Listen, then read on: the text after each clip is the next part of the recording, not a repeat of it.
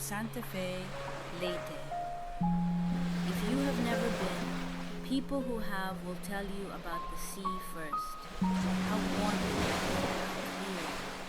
They will tell you about the food. They will tell you about the people, how generous they are, how loud the laughter gets at a party. All of that is true. But Santa Fe is older than its roads, older than its electricity. Every barangay here has a history that runs deeper than the one people talk about.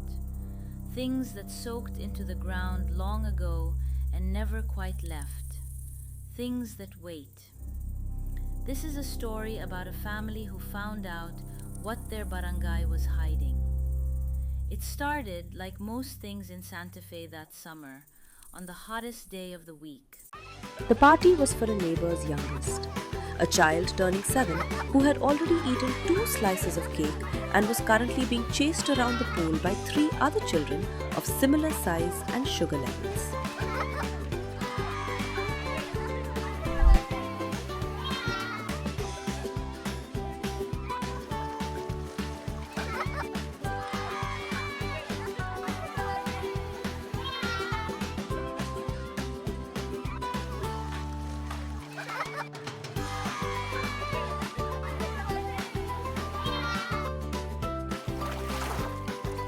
Vincent, stop planning whatever you are planning. I am not planning anything. You have your planning face. I do not have a planning face. You absolutely have a planning face. What are you planning, Vincent? Nothing. I'm just sitting here. Can a person not just sit? They left the party in the late afternoon, the kind of golden hour where everything looks slightly more beautiful than it really is. Christian carried the leftover food. Linsa carried her shoes. Kishel complained the whole way home about her feet. Nobody noticed that Vincent had stopped talking. That was the first thing.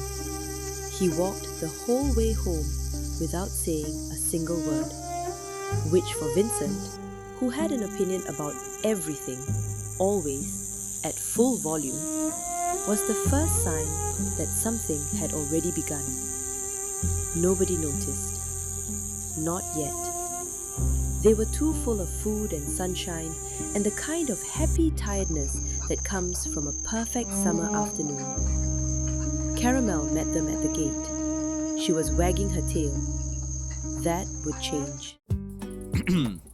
Right. I need you both to hear me out before you say no. A dare. No way! You did not even hear it yet. The answer is still no. Clyde, you want to hear it? Not really. The old ruins. The ones at the edge of the barangay. We go in, we each dig in one spot, bare hands, 60 seconds. Whatever you find, you keep. Easy, quick, nobody knows. Everybody will know. Your face does not do secrets, Vincent. My face is fine. Are you in or not? The ruins by the old road. That's the one. Okay, I'm in. Fine. But if we find a dead rat, I am telling Linza everything.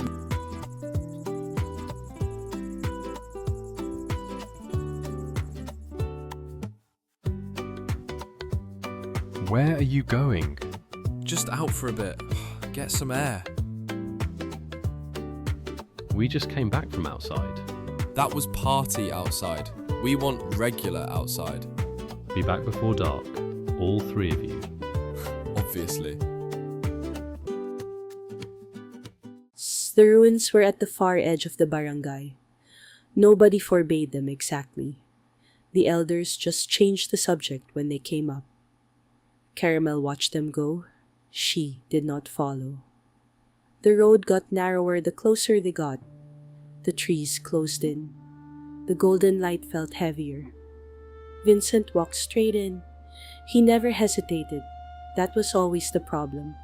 The ruins were bigger inside than they looked from the road. The walls still stood in places.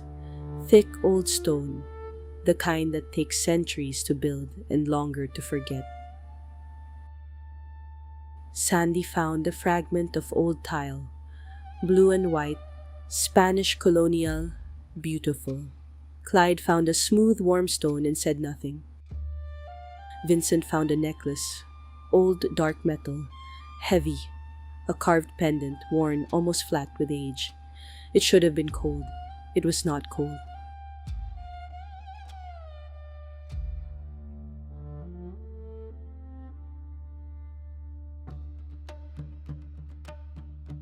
He put it on. For exactly 1 second, the temperature dropped. Then it passed. Then Vincent smiled, and they walked home through the golden afternoon.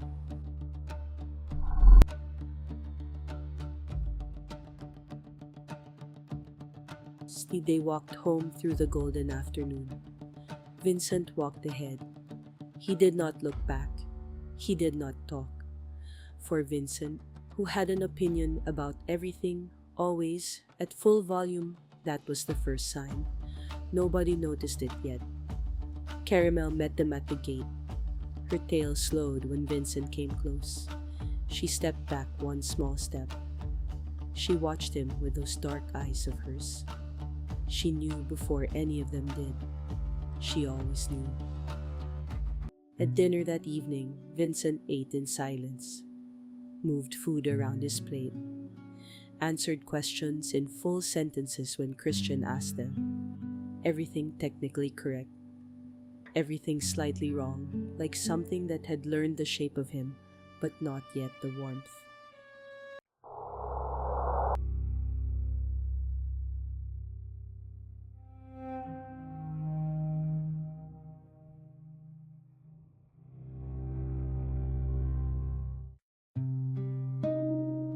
The morning after, it was not the same. Everything looked the same. It, however, was not the same. The first time Sandy saw the crows, he told himself it was coincidence. 3 birds on a fence. It happened. Birds sat on things. This was not news. Then Vincent stood up and walked down the road, and the crows flew to the next fence along, and the next, keeping pace with him, keeping exactly the same distance. 3 birds, 1 row, all facing the same direction. Sandy watched until Vincent turned the corner, and the crows turned with him. He stood at the gate for a long time after that. On the second day, there were 7 crows. On the third day, there were 12. Clyde counted them every morning from the rooftop. He did not tell anyone the number. He just counted and put his hand in his pocket and waited. 2 in the morning. Vincent walking alone in the dark barangay. The crows settling ahead of him on fences and walls and rooftops, showing him the way to somewhere Clyde could not see from the window. Clyde watched until Vincent disappeared around the corner. Then he went back to his bed, sat on the edge of it, put the rock in both hands. He did not sleep for the rest of the night.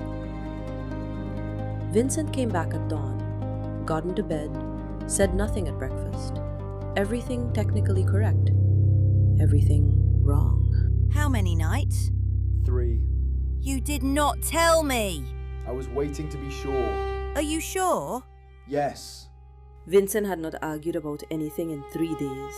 Not about what to watch, not about whose turn it was to wash up, not about the completely wrong way Sandy loaded the rice cooker, which Vincent had opinions about every single day of his life until 3 days ago.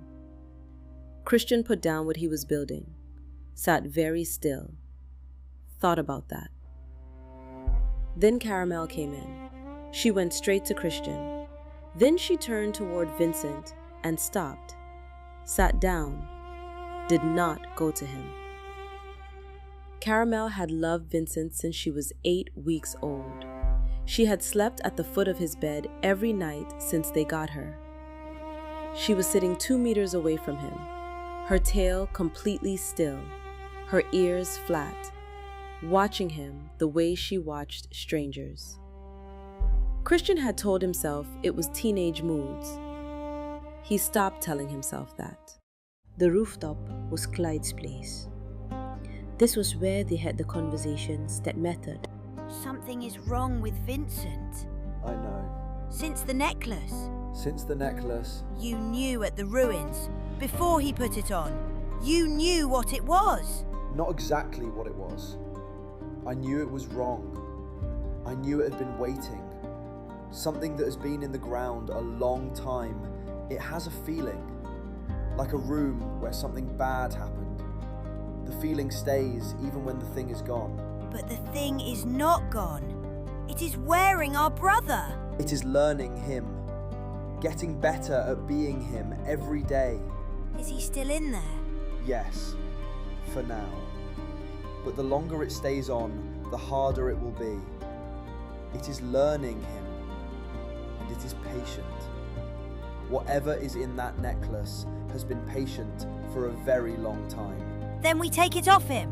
He will not want us to. That is the problem. Part of him wants it to stay. It makes him feel certain, like nothing can touch him. He already felt like nothing could touch him. I know, but this is different.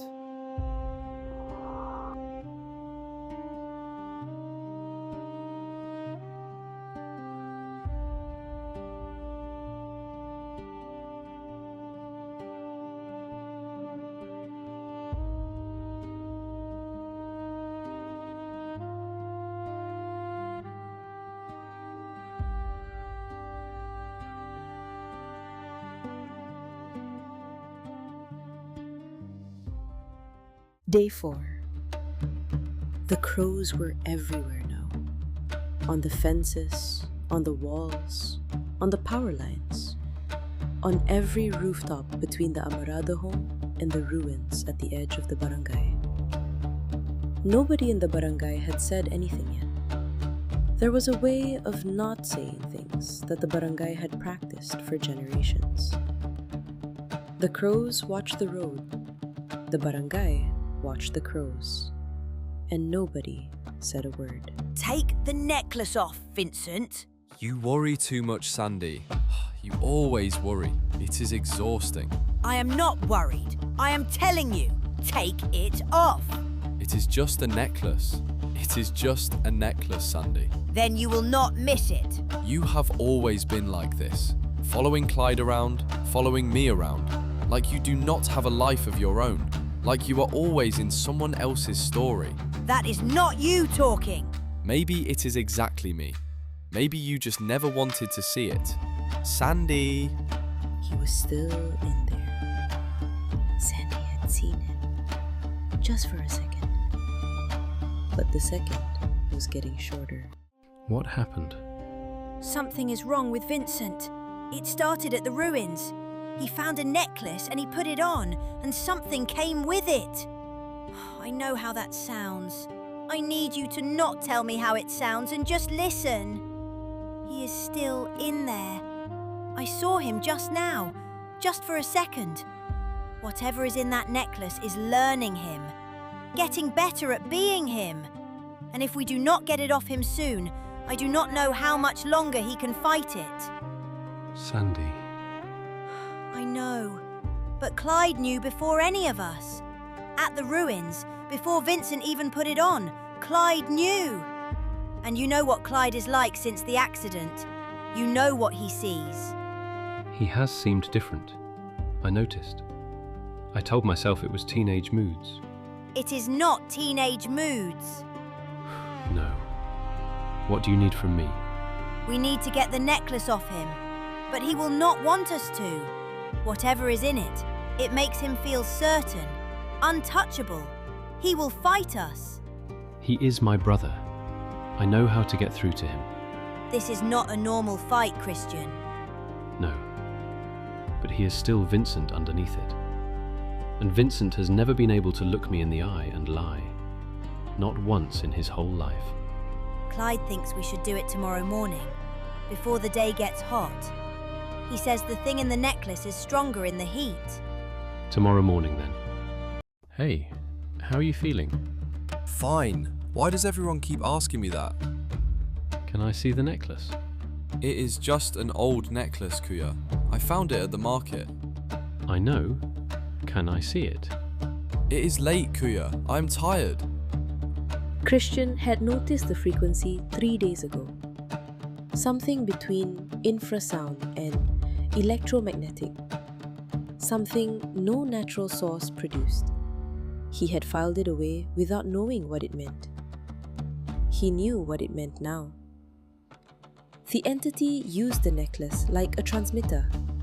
It found the crack in each person and pushed, made the cruelest interpretation of their own life feel like obvious truth. Cancel the frequency, cancel the weapon. He worked through the night. By midnight, he had the first pair working. By 2 in the morning, he had 4. They were not pretty. They were handmade and they looked it. But when he put the first pair on and activated the counter frequency, the resonance disappeared completely. He sat in the silence of his workshop for a long time. Then he wrote in his notebook, 1 line. Tomorrow morning. Tomorrow morning finally arrived. He is still asleep. Not for long. They will work. You know that, or you feel that? Both. When he comes out of his room, we go together. All 3 of us. We do not separate. Whatever it says through him, we do not let it separate us. Understood? Understood. Understood. They waited. What is this? This is us. Together. Put them on. You built something. How clever. How very Christian of you. Vincent put them on. You think those will help you? Let me show you something. You fell from the tree because nobody was watching you. Christian was at work. Sandy was at the market. Nobody was there. You were alone, and you fell, and you lay on the ground for 11 minutes before anyone found you. You have been pretending that did not change you. It changed you completely. You live here because nobody else wanted you. That is the truth, and you have known it your whole life. This family is kind to you because they are kind people, not because you belong here. You will never belong anywhere, Sandy. You know that. You have given everything for them, every year since you were 17, your education, your future, your life. And not one of them, not one, will ever understand what that cost you. They will take it, and they will not even know they are taking it. You will spend your whole life giving everything to people who cannot see it. The words were the same. The frequency was gone. Without the frequency, they were just words. And the Bantay brothers had heard worse. They knew what was true about each other. The entity did not. Vincent, I know you are in there. I know you can hear me. You have been fighting this for 4 days. You just need 1 more second. Give me 1 more second. He cannot hear you. He has not been able to hear you for days. He is right there. He is right at the surface. He just needs 1 more second. That is all I need. What is that? What are you? Now, Kuya.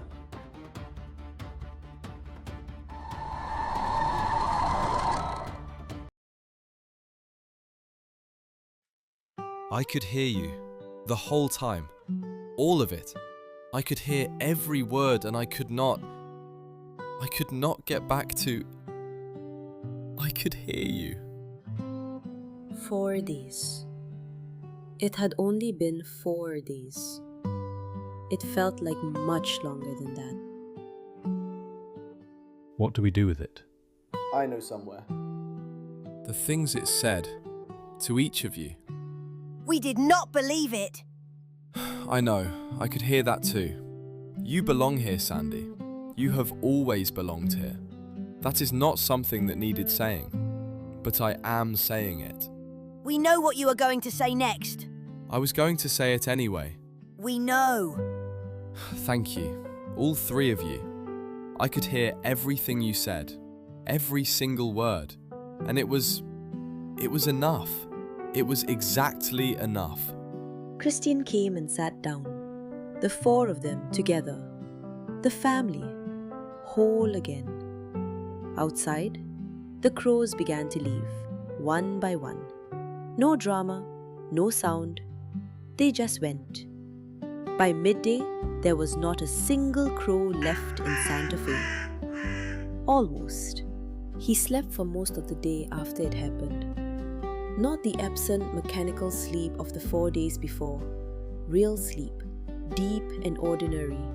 The sleep of someone who had been fighting very hard and had stopped. When he woke up, he ate 3 full plates of rice. Sandy made it. Vincent said it was loaded wrong. Sandy told him it was not. They argued about it for 11 minutes. Christian counted. It was the best 11 minutes of the week. That evening, the 4 of them walked to the ruins together, to put it back where they found it. Christian carried it. Nobody argued about who should carry it. That was Christian's job, and everyone knew it. They buried it deep, deeper than it had been before. Christian made sure of that. The earth closed over it. The ruins were quiet around them. Behind them, the ruins. Ahead, home. And in between, without planning it, the whole barangay. Mga Bantay. How do we know this story? I have been watching these boys for a very long time. And now, I am telling you.